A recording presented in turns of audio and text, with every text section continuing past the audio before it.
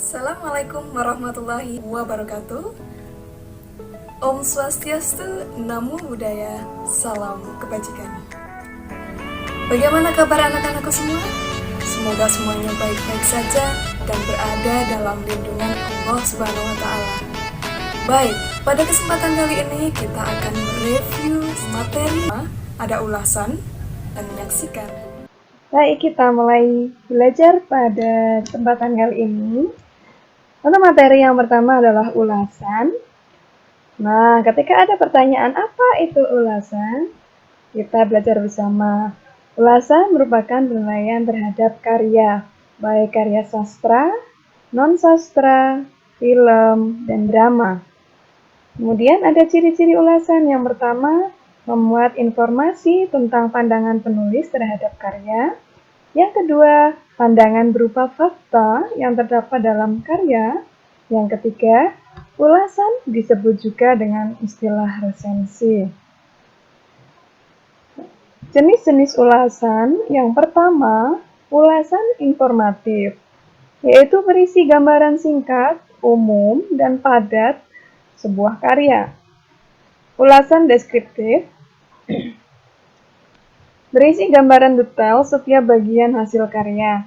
Kemudian ada ulasan kritis, berisi ulasan terperinci sebuah karya yang mengacu suatu metode atau pendekatan ilmu pengetahuan. Lanjut, kita belajar mengenai struktur ulasan. Yang pertama ada identitas karya, orientasi, sinopsis, analisis, evaluasi, dan rekomendasi. Baik, kita bahas satu persatu. Yang pertama itu ada identitas karya, misalnya karya berupa buku sastra atau non-sastra.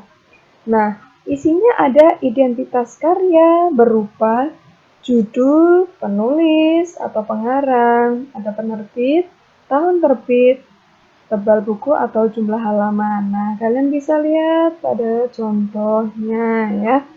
Baik, kita lanjutkan.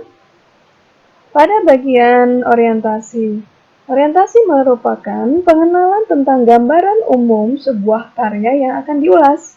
Contohnya, ini ada pengenalan dari novel Laskar Pelangi, yang merupakan buku pertama dari tetralogi Laskar Pelangi. Yang buku keduanya, Sang Pemimpi, buku berikutnya ada Edensor dan Mariama Karpu. Laskar Pelangi diterbitkan oleh Bentang Pustaka Yogyakarta.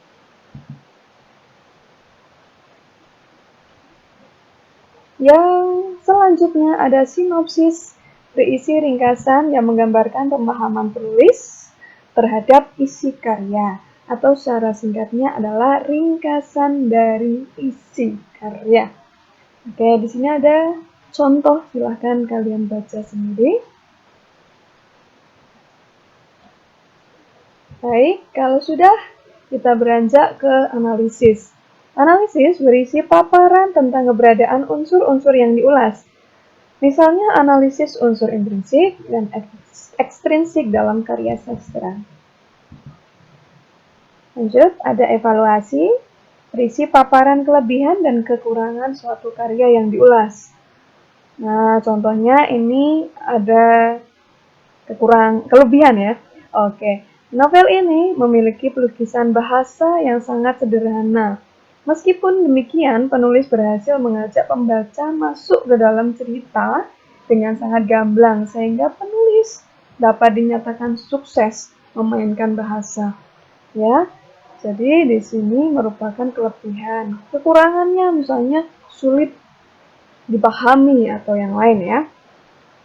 Baik, kemudian rekomendasi berisi ajakan atau saran kepada pembaca mengenai layak tidaknya karya untuk dibaca atau ditonton. Contoh ini ada kalimat, novel Rindu sangat direkomendasikan untuk dibaca semua kalangan.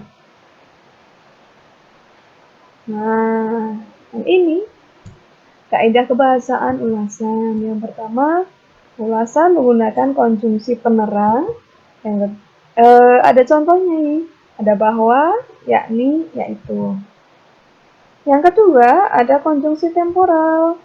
Contohnya, sejak, semenjak, kemudian, akhirnya.